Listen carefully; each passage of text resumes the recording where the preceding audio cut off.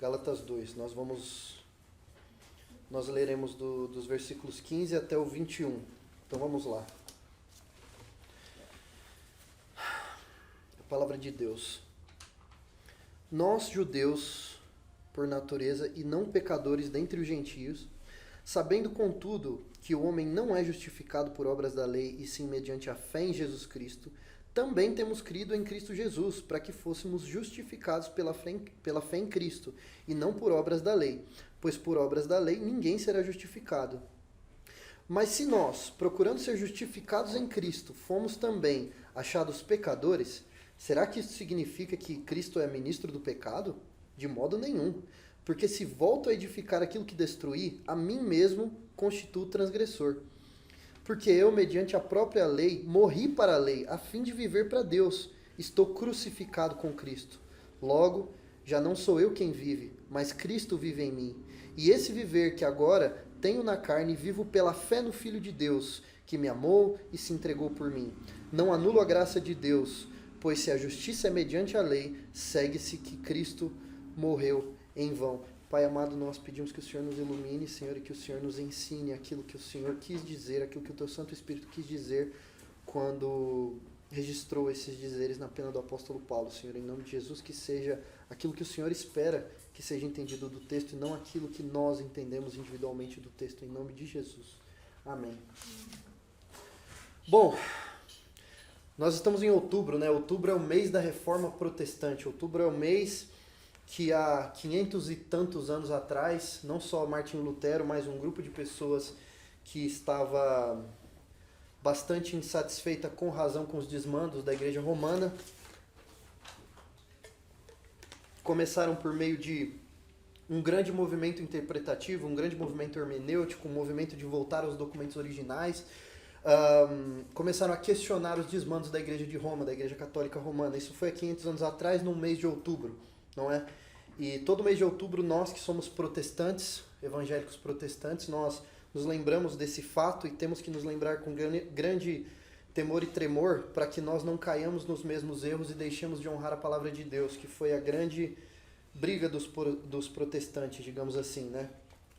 E bom, antes de nós irmos para a exposição desse texto que nós lemos hoje, a gente vai fazer uma pequena recapitulação do que a gente já viu até aqui e definir alguns termos. Então, primeiramente, recapitulação. Nós estamos estudando a carta de Paulo às igrejas da Galácia, carta de Paulo aos Gálatas. Nós sabemos que essa carta foi escrita por Paulo porque as igrejas da Galácia elas estavam sendo ensinadas e estavam sendo doutrinariamente atacadas por um grupo herético que se chamava Judaizantes. Muito bom, nunca mais vou esquecer. Os Judaizantes eram um grupo que se dizia cristão, não é? Era um grupo de cristãos, por assim dizer, mas que diziam que somente a fé em Cristo não era o suficiente para a justificação de uma pessoa, para a salvação de uma pessoa, para que essa pessoa fosse tida como justa diante de Deus.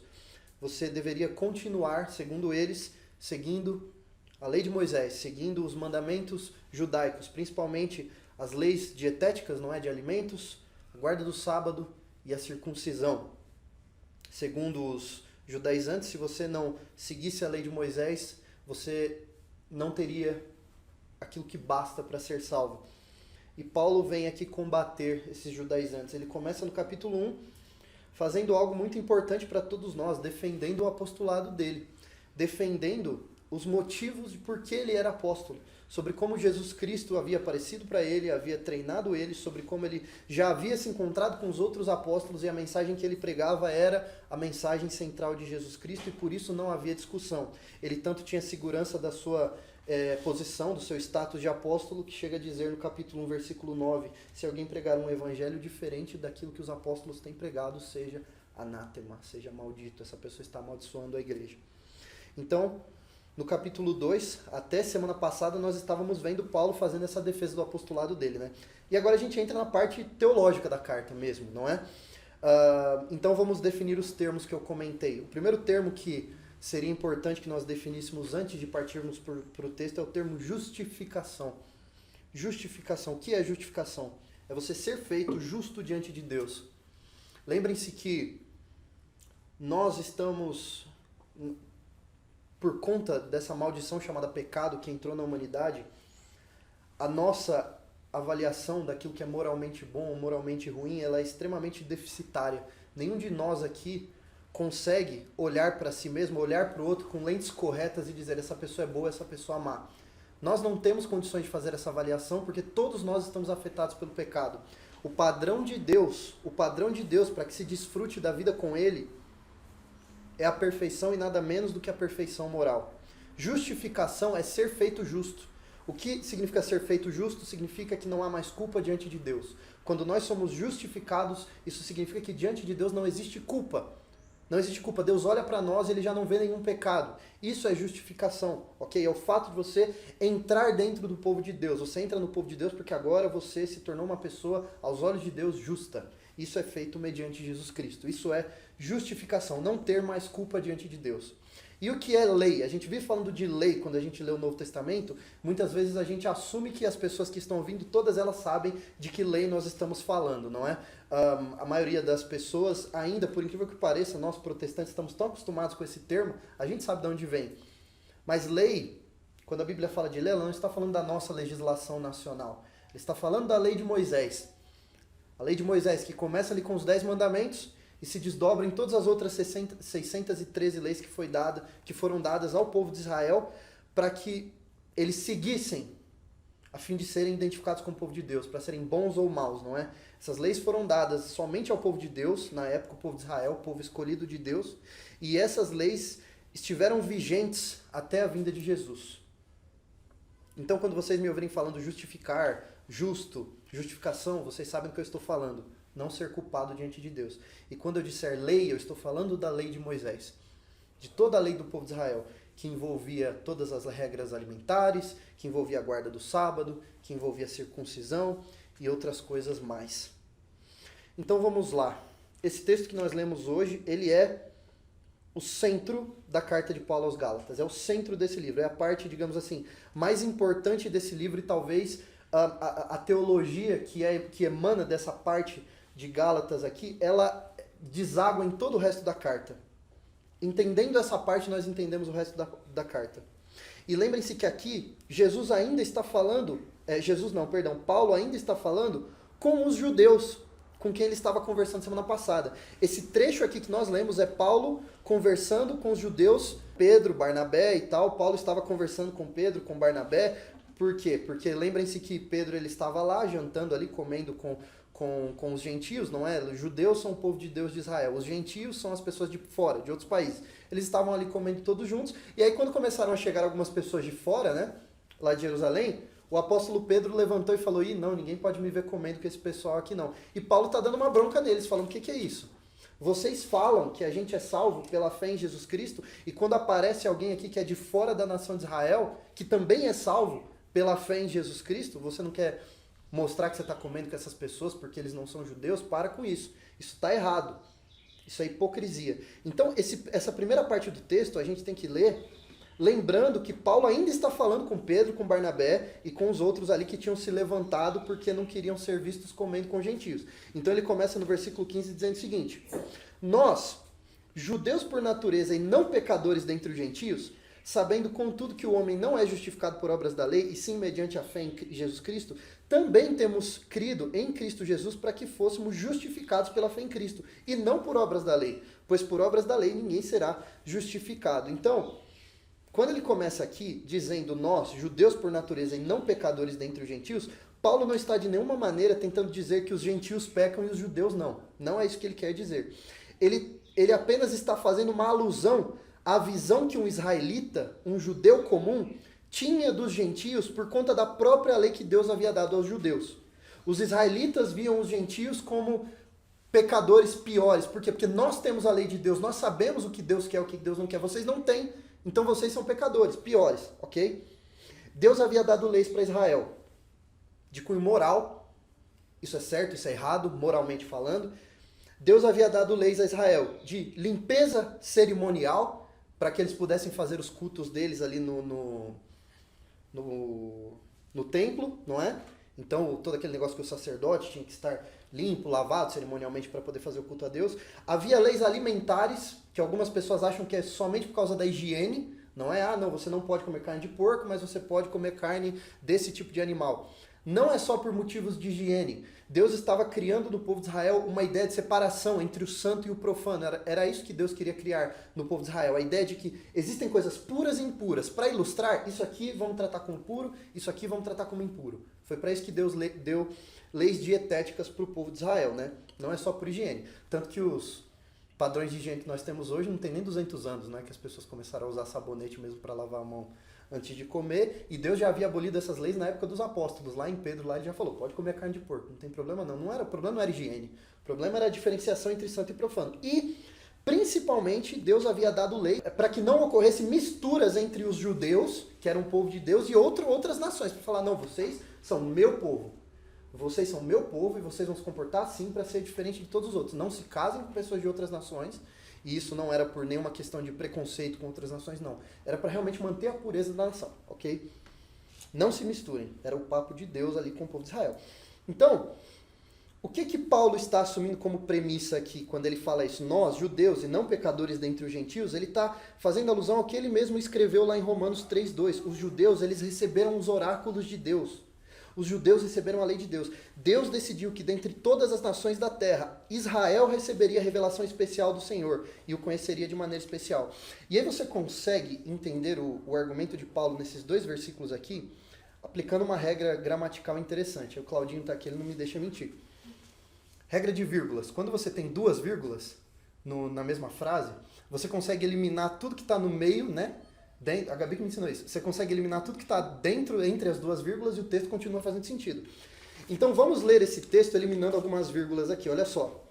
Leiam assim. Porque o texto está dizendo o seguinte. Nós, judeus por natureza, e não pecadores dentre os gentios, sabendo, contudo, que o homem não é justificado por obras da lei, e sim mediante a fé em Jesus Cristo, também temos crido em Cristo Jesus, para que fôssemos justificados pela fé em Jesus Cristo, não por obras da lei. A gente consegue eliminar as 3 primeiras vírgulas e fazer assim, as 4 primeiras vírgulas e fazer assim, ó. Nós, pessoal, Pedro, ou Barnabé, deixa eu falar uma coisa para vocês. Nós também temos crido em Cristo Jesus para que fôssemos justificados. Você consegue eliminar o que está no meio da vírgula assim. Ou você pode fazer assim, ó. Nós, judeus por natureza e não pecadores dentre os gentios, também temos crido em Cristo Jesus para que fôssemos justificados pela fé em Jesus Cristo. E ele dá um motivo logo em seguida. Por quê? Por que nós, judeus, que temos a lei de Deus, também temos sido justificados mediante a fé em Jesus? Por quê? Ele dá um motivo em seguida. Porque por obras da lei, ninguém será justificado. Ninguém vai conseguir ser feito justo diante de Deus por obras da lei. E aí a melhor ilustração que eu consigo pensar para exemplificar o que Paulo está dizendo aqui é pensando no meu pai. O meu pai vai fazer agora 10 anos que ele descobriu que estava com câncer. Ele estava com dores. Nossa, minha mãe levou ele para o hospital. Ele fez uma ressonância, não é? Ressonância magnética. E ele conseguiu, por meio da ressonância, ver o tumor, descobriu que ele estava com câncer. Só que olha só, a ressonância não curou meu pai. A ressonância somente deixou claro para o meu pai que ele estava com câncer. Então, a lei do povo de Israel, segundo o próprio Paulo lá na carta aos Romanos, nada mais é do que uma ressonância magnética para mostrar para você o quanto você está doente. Quando você pensa em Moisés descendo do Monte Sinai com aqueles 10 mandamentos, furioso, porque o povo havia acabado de criar um bezerro de ouro lá para adorar, primeiro mandamento da tábua da lei, não terás outros deuses diante de mim, o povo. Só que o povo saberia desse problema chamado idolatria sem que houvesse uma lei para mostrar para ele, você não deveria fazer isso? Jamais. Só que o fato de haver uma lei dizendo para ele que ele não poderia fazer o impediu de fazer? De maneira nenhuma. Em algum nível, os judeus, eles são mais condenáveis do que o povo que não recebeu a lei, porque os judeus sabiam e eles não conseguiram seguir. A lei não justifica ninguém, ela só deixa o seu pecado claro. Ela só deixa o seu pecado claro. E aí você pensa nos gentios, não é? O próprio Paulo fala também aos Romanos, ele fala, peraí, se a lei ela revela o pecado, então não tem problema para os gentios, por exemplo, porque os israelitas receberam a lei, os gentios não. Então, os gentios, eles estão, digamos assim, eles estão excusados, eles estão desculpados porque eles não tinham a lei de maneira nenhuma. A pessoa que não faz ressonância e está com câncer não deixa de estar com câncer, só porque ela não descobriu, não é? Não importa, a lei nada mais é do que uma ressonância para revelar a doença do ser humano. Essa ressonância foi dada ao povo de Israel e não às outras nações, mas essa ressonância não cura nem o povo de Israel e nem as outras nações. E é o que Paulo está dizendo aqui. Nós, judeus, vocês aí, vocês estão com problemas em comer aí, em se alimentar, em serem vistos em comunhão com os gentios? Saibam de uma coisa, nós, judeus, também estamos sendo justificados da mesma maneira que eles, pela fé em Jesus Cristo. Por quê? Porque pelas obras da lei que nos foi dada, não é que a lei não é boa, a lei é excelente, é a lei de Deus. Mas ninguém será justificado pelas obras da lei. Ok. E bom, para os judaizantes que diziam que nós temos que preservar a lei de Israel junto com Jesus para sermos salvos, isso aqui é uma grande, digamos assim, um grande tiro no pé da teologia deles, não é? E aí, o que representa então para os judeus terem essa lei? Lembrem-se, os judeus eles tinham a lei, eles foram impelidos por ela, eles conheceram o conceito de pecado através da lei, e ainda assim eles não puderam usá-la para mudar o coração e serem salvos. Se tem alguém que tinha uma vantagem moral diante de todos os outros povos da terra, eram os judeus. Eles tinham essa vantagem moral. Eles estavam um pouco mais próximos de Deus do que as outras pessoas, mas conhecer a lei do Deus verdadeiro, isso não os ajudou. Por que não os ajudou? Lembrem-se de Nicodemos conversando com Jesus. Nicodemos, um fariseu, um judeu, conhecia toda a lei de cor, chegou para Jesus: como eu faço para entrar no reino dos céus? E Jesus a Nicodemos: tem que nascer de novo. Você precisa nascer de novo. Do jeito que está, não adianta, não tem nada que você faça. Tem que nascer de novo, porque você já nasceu morto. Esse foi o papo de Jesus com Nicodemos. E aí um alerta para todos nós, né? Se você nasce em família cristã, isso é muito bom, a gente aprende muito. Mas sem o impacto do Espírito Santo na vida de uma pessoa, essa mudança, essa vantagem moral, digamos assim, que a pessoa que cresceu na igreja, que cresceu conhecendo as coisas de Deus tem, essa vantagem ela é zero. O viciado em crack e o viciado em teologia, os dois precisam de conversão. Os dois precisam ser justificados por Deus, os dois precisam de um novo nascimento. Porque a lei de Deus, sem a justificação, sem a transformação de vida, ela traz uma coisa e uma coisa somente: condenação. E o argumento de Paulo é: nem nós, judeus, tendo a lei do Deus vivo, podemos usá-la para sermos salvos. Por quê? Porque o problema era muito mais embaixo. O problema era muito mais profundo do que só uma mudança de comportamento. O problema era muito mais profundo do que só eu decidir não fazer mais isso ou aquilo na minha vida para tentar, de alguma forma, alcançar o favor de Deus. Não. O problema não estava no que eu fazia, o problema estava em mim. O problema estava no que eu era. De forma que nenhuma lei externa, por mais santa que fosse, poderia me justificar. E agora a gente fala da verdadeira justificação. Então aqui fica claro o que Paulo está dizendo para os amigos dele que não queriam comer com os gentios, porque eram de outros países e não tinham a santa lei de Deus. Parem de hipocrisia, sentem-se como com eles sem problema nenhum, porque nós também somos justificados da mesma maneira que eles são. Agora vamos ver a verdadeira justificação. Agora, ele termina, Paulo, a partir do versículo 17, ele termina de descrever o episódio de sua fala para Pedro e aos outros judeus, e aí ele começa agora a se dirigir de volta aos Gálatas. Ele estava contando uma história do que ele havia falado para Pedro e para os outros, agora ele vai se dirigir direto aos Gálatas. Versículo 17. Mas se nós, procurando ser justificados em Cristo, fomos também achados pecadores, será que isto significa que Cristo é ministro do pecado? De modo nenhum. E aqui Paulo traz à tona, não é? O argumento dos judaizantes para rebatê-lo. E este mesmo argumento é usado por todas as pessoas que questionam o conceito de salvação pela graça através da fé. Todas as pessoas que ouvem que para ser salvo você só precisa crer em Jesus Cristo usam o mesmo argumento. E aí eu gosto tem um teólogo da igreja primitiva chamado Crisóstomo, ele refraseou esse trecho aqui, para a gente entender o que Paulo quis dizer, ele refraseou assim, ó: se enquanto nós buscamos ser justificados por Cristo mediante a fé, nós continuamos pecando, então Cristo é o ministro do ensino que deixa os homens em pecado? Se nós estamos crendo em Cristo para sermos justificados e nós continuamos sendo pecadores, quer dizer que o que Cristo ensina mantém os homens pecadores, pecando normalmente? É isso que Paulo quis dizer. Esse é o argumento dos judaizantes. Os judaizantes estavam assim: peraí. Você crê em Cristo? Tudo bem, concordo, tem que crer em Cristo mesmo. Mas e aí, não precisa seguir a lei de Deus? Vai continuar em pecado? E aí, bom, principalmente a gente que é reformado, né, que a gente não acredita nem em perda de salvação, as pessoas falam isso, né? Então vai continuar pecando à vontade e aí não vai... Enfim, não é isso, olha só. Qual é a resposta de Paulo? No mesmo versículo. Últimas palavras dele. De modo nenhum, não é nada disso, você entendeu tudo errado. E aí ele dá aqui no versículo 18 o seguinte: porque se eu volto a edificar aquilo que destruí, a mim mesmo me constituo transgressor. E esse trecho aqui, ele visto inteiro, né, versículos 17 e 18, se nós, procurando ser justificados por Cristo, nós continuamos pecando, quer dizer então que Cristo, ele ensina pecado, ele é ministro do pecado? De jeito nenhum. Por quê? Porque se eu volto a edificar aquilo que destruí, a mim mesmo constituo transgressor. Olha que interessante. Esse porquê aqui, foi a melhor tradução que a língua portuguesa encontrou, mas essa partícula aqui que traduziu por porquê, ele na verdade não é bem uma justificativa, é um reforço de argumento. Ele vai reforçar o argumento anterior. O que ele quer dizer? Se nós voltarmos para a lei que Jesus Cristo já havia cumprido, não é? Se nós voltamos para essa lei, é o mesmo que nós transgredirmos a fé que Deus já te deu para te justificar. Então, pense o seguinte: Deus deu uma lei para Israel. O povo não cumpriu. O mundo inteiro não cumpriu essa lei. Essa lei que foi dada para mostrar para o povo o quanto eles estavam distantes de Deus. Ninguém cumpriu. Vem Jesus Cristo como homem perfeito, Deus encarnado, e cumpre essa lei perfeitamente. Vai para a cruz do Calvário e morre como se ele fosse a gente. Como se ele fosse algum de nós aqui, ou todos nós. Morre pelos pecados de todos. Jesus morreu na cruz como um pecador, mesmo não tendo pecado nenhum. E quando ele morre na cruz, ele cumpre a justiça da lei. A lei foi cumprida, acabou.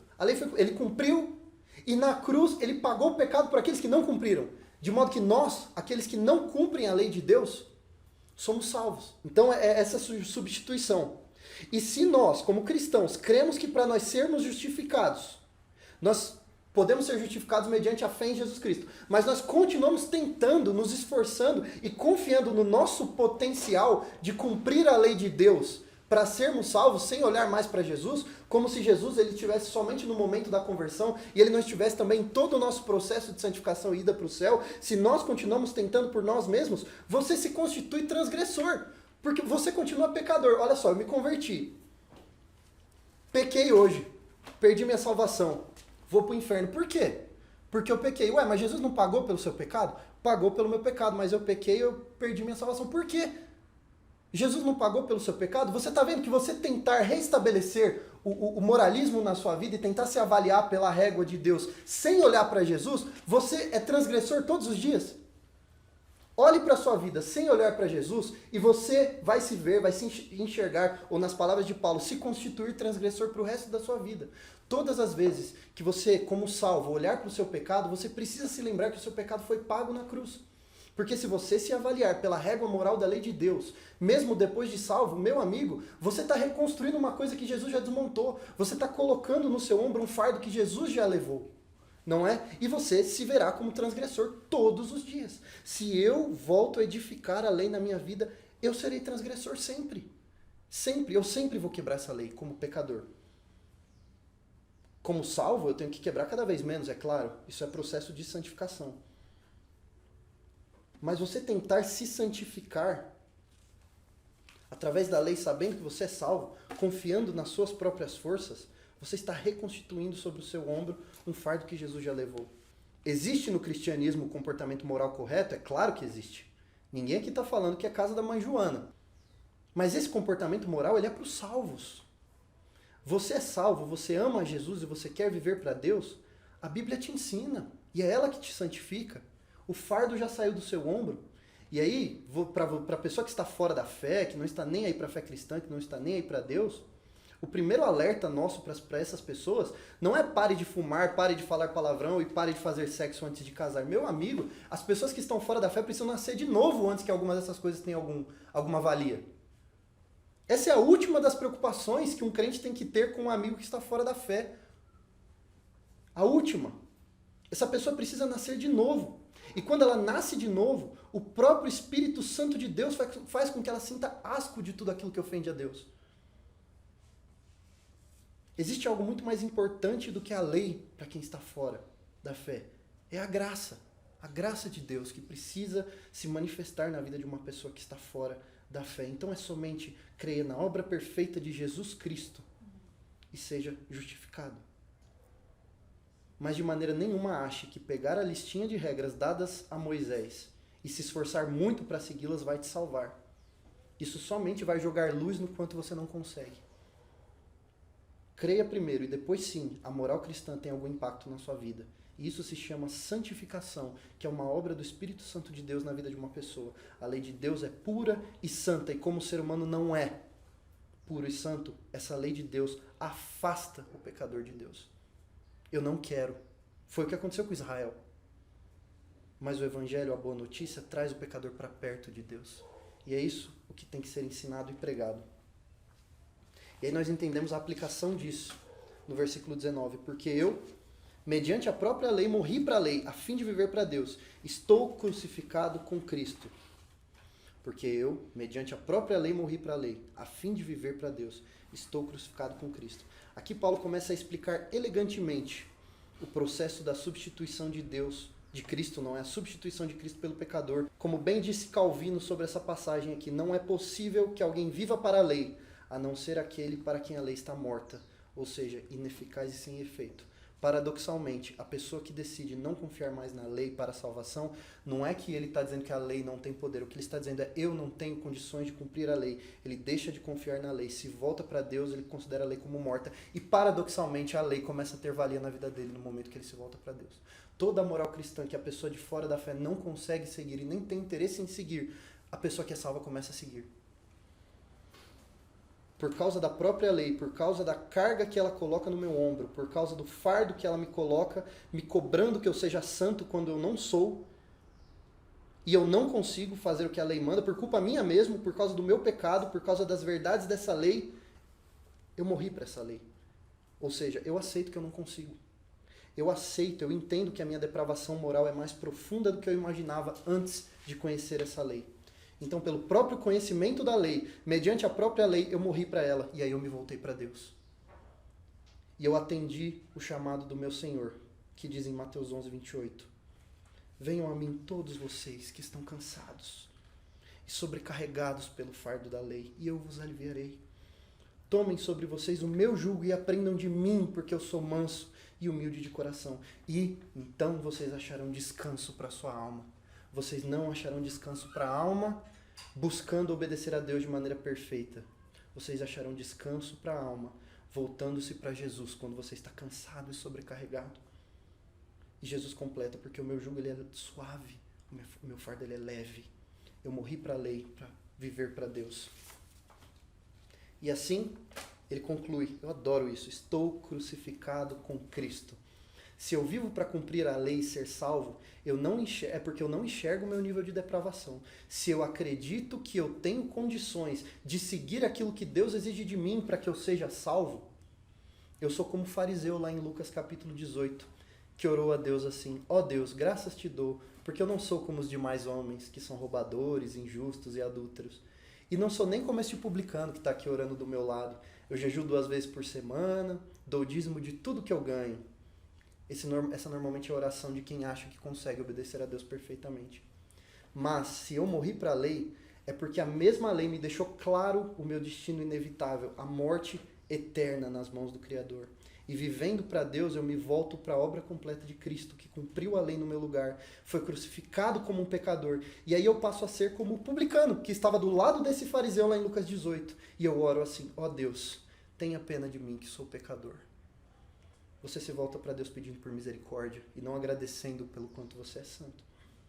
E enxergando que aquela condenação de Jesus foi pelo pecado,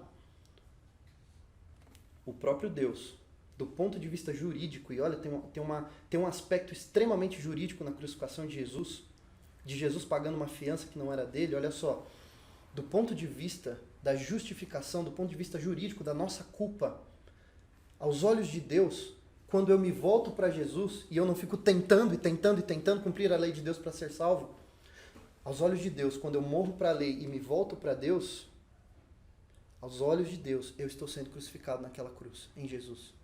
Estou crucificado com Cristo, estou morto. A justiça foi feita, o meu pecado foi fulminado. Deus me deu a justa condenação por eu não conseguir cumprir a lei, mas Ele fez isso em Jesus Cristo. Ele não fez em mim, Ele fez em Jesus Cristo. Ele olhou para Cristo e ele viu lá naquela cruz, ele viu o Arthur crucificado, sendo justamente castigado por cada mentira, cada palavra torpe, cada desvio sexual, cada ódio ao próximo. Eu morri para a lei para viver para Deus. Deixei a lei porque eu não consigo, me voltei para Deus e admiti, eu não consigo. E assim, estou crucificado com Cristo. Estou crucificado com Cristo. E aí no versículo 20 ele diz, logo, já não sou eu quem vive, mas Cristo vive em mim. E aqui está o significado da morte vicária, ou substitutiva de Jesus Cristo. E da nossa justificação. Mesmo que nós ainda sejamos pecadores, miseráveis e não mereçamos a graça de Deus. Quando Paulo fala, já não sou eu quem vive, mas Cristo vive em mim, Gálatas 2:20 é versículo de caneca de crente, né? Já não sou eu quem vivo, mas Cristo vive em mim. Todo mundo conhece, mas ninguém pensa muito nele. Entende-se muito esse versículo como sendo Jesus Cristo habita em mim, não é? Ok, não está de tudo errado essa interpretação, mas lembre-se que na economia da Santíssima Trindade, não é? Os Pai, Filho e Espírito Santo, os três são verdadeiramente Deus, né? Um não é o outro, mas cada um deles tem um papel na redenção, não é? Não foi o Espírito Santo que morreu na cruz, foi o Deus Filho, foi Jesus. Não foi o Deus Filho que criou o mundo através do Deus Pai, foi o Deus Pai que criou o mundo através do Deus Filho. E quem habita em nós é o Deus Espírito Santo, não é Jesus Cristo. Jesus Cristo está à destra do Pai reinando nos céus. Então, Jesus, assim, dizer Cristo vive em mim, não significa muito Jesus Cristo está dentro de mim habitando, porque quem habita em você é o Espírito Santo de Deus. Mas se você for lá no último versículo de Gálatas 1, lembrem-se que Paulo está contando de quando ele se converteu, e que quando as pessoas ouviram dizer que aquele homem que perseguia tantos cristãos agora estava pregando a fé que ele havia perseguido, no versículo 24 de Gálatas 1, ele diz o seguinte, e glorificaram a Deus a meu respeito, ou dependendo da versão de vocês, e glorificaram a Deus por minha causa. Esse glorificaram a Deus por minha causa, o texto no grego original da Bíblia, essa estrutura, a meu respeito, é exatamente a mesma estrutura que Paulo usa aqui quando ele diz Cristo vive em mim. São exatamente as mesmas palavras que ele usa no original grego, de forma que você pode até trocar. No versículo 24 do capítulo 1, você poderia dizer, ao invés de dizer, e glorificaram a Deus a meu respeito, você poderia ter dito, e glorificaram a Deus em mim. E você poderia pegar esse texto, já não sou eu quem vivo, mas Cristo vive em mim, e dizer, mas Cristo vive a meu respeito, mas Cristo vive por minha causa. A conclusão disso, o que ele está dizendo quando ele diz, já não sou eu quem vive, mas Cristo vive em mim. Fui crucificado com Cristo, já não sou eu quem vive, mas Cristo vive em mim. Refraseando, fui crucificado com Cristo, já não sou eu quem vive, mas Cristo vive a meu respeito. A conclusão é, no tribunal de Deus, a minha vida não tem peso. Porque eu fui crucificado com Cristo, do ponto de vista jurídico. Eu não vivo mais, aos olhos de Deus eu já morri, eu já paguei pelo meu pecado, eu já não existo mais. A minha vida original pecaminosa não existe mais. É a vida de Cristo que conta para a minha justificação. Cristo vive por meu intermédio. É a vida de Jesus Cristo perfeita, santa, sem pecado que conta para mim. E porque Ele vive, eu posso crer no amanhã, não é? No tribunal de Deus, Deus olhará para mim e dirá, inocente. E não é porque eu sou, é porque Cristo é. E eu já não estou vivo mais, é Cristo quem vive a meu respeito. É a vida dele que conta para mim. Quando ele olhar para todas as vezes que eu caí na tentação do pecado, o que vai contar para mim não é a vez que eu caí na tentação, é Jesus no deserto vencendo a tentação. Entende? Não sou eu quem vivo. Cristo vive por meu intermédio. Cristo vive em meu lugar, é a vida dele que conta para mim. Mas eu ainda estou aqui. Tudo isso que eu falei é do ponto de vista da justificação, do ponto de vista jurídico no tribunal de Deus. E aí como é que faz? Eu não vivo mais, do ponto de vista jurídico eu já morri na cruz. Cristo vive por meu intermédio, mas eu ainda estou aqui, vivo, trabalhando, eu tenho minha família e eu continuo pecando, não é? Cada vez menos, mas continuo. Mas ele termina de explicar no próprio versículo 20. E esse viver que agora eu tenho na carne, eu vivo pela fé no Filho de Deus, que me amou e se entregou por mim. Então eu não vivo esse viver que eu tenho na carne, me esforçando para manter a minha salvação através da lei que Deus deu a Moisés. Eu vivo pela fé no Filho de Deus, que me amou e se entregou por mim. Então eu não fui justificado uma vez para agora ficar preocupado com o meu potencial de obedecer a Deus e continuar salvo. Não, eu vivo pela fé. Crendo que a vida de Cristo, que me amou e se entregou por mim, é que me salva.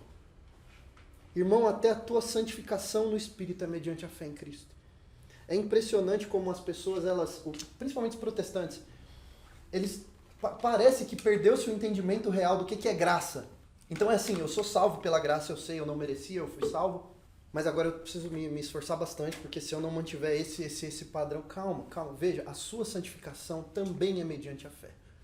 Você também é santificado pela graça, você também é santificado na força do Espírito Santo de Deus, mediante ao seu crescimento espiritual que se dá através dos meios de graça, a palavra de Deus, a oração, a comunhão entre os irmãos, isso vai acontecer, você será cada vez mais santificado. E aí, a vida que você continua vivendo, mesmo tendo sido justificado, é sustentada pela fé, que segundo Efésios capítulo 2, até essa fé é dada a você de graça. Então você não pode se gloriar por absolutamente nada. Ninguém vai levantar bandeirinha de bom menino no céu dizendo eu fiz. Nem levantar bandeirinha de bom menino no céu dizendo eu criei. Porque nem a fé que você tem emanou diretamente de você. Foi um presente de Deus. E aí no versículo 21 ele conclui dizendo, eu não anulo a graça de Deus. Pois se a justiça é mediante a lei, segue-se que Cristo morreu em vão. Essa palavra anular pode significar várias palavras. Invalidar, desconsiderar, deixar para lá. Eu não desconsidero, não invalido, não deixo a graça de Deus para lá. Porque se a justiça é mediante a lei, segue-se que Cristo morreu em vão. Paulo acusa os judaizantes disso. E junto com eles, todos os que acreditam que existe algum tipo de mérito na nossa salvação. Se você avalia a sua vida cristã pelo seu próprio potencial de autossantificação, pelo seu potencial de obedecer à lei de Deus, pelas coisas que você mesmo faz, você anula a graça de Deus. Por quê? Porque se você consegue ser salvo, Cristo morreu exatamente para quê? Ele morreu para quê? Ele morreu para salvar você e tirar esse fardo do seu ombro de tentar ser salvo por conta. E é por isso que quando eu falo com pessoas que representam outros movimentos, essa semana mesmo eu e Gabriela visitamos uma pessoa, igreja dita evangélica. Ah não, porque a gente é salvo, mas aí a gente precisa se esforçar bastante, senão a gente não entra no céu. É o modus operandi da igreja. E a minha pergunta é, então Cristo morreu para quê? Se você consegue se salvar. Ah, existe o purgatório, para purgar o resto dos pecados que sobrou em você quando você morreu. Então Cristo morreu para quê? Ele purgou os seus pecados o quê? Foi de maneira incompleta? A obra de Cristo não é completa? Segundo o próprio Paulo aqui, você anula a graça de Deus quando você atribui qualquer mérito à sua salvação. A sua salvação é mediante a fé em Jesus Cristo. Enquanto você crer que Jesus Cristo viveu a vida perfeita que você não vive e nunca conseguirá viver, você está dentro. É exatamente o que aconteceu com Abraão. E aí a gente pode até dar um spoiler do que a gente vai ver na semana que vem no capítulo 3. Que um dos maiores argumentos ali dos judaizantes era se gloriar no seguir a lei de Israel, não é? E Abraão é considerado o grande pai da fé, não é? É o grande pai da fé. E aí, por que Abraão é um exemplo perfeito? Porque como ele foi salvo? Como Abraão foi salvo? Se a lei de Israel foi dada em Moisés 400 anos depois do tempo de Abraão, qual lei Abraão seguiu para ser salvo? Mas a palavra nos ensina que Abraão creu em Deus e isso lhe foi imputado como justiça. Ele creu em Deus e isso lhe foi imputado como justiça.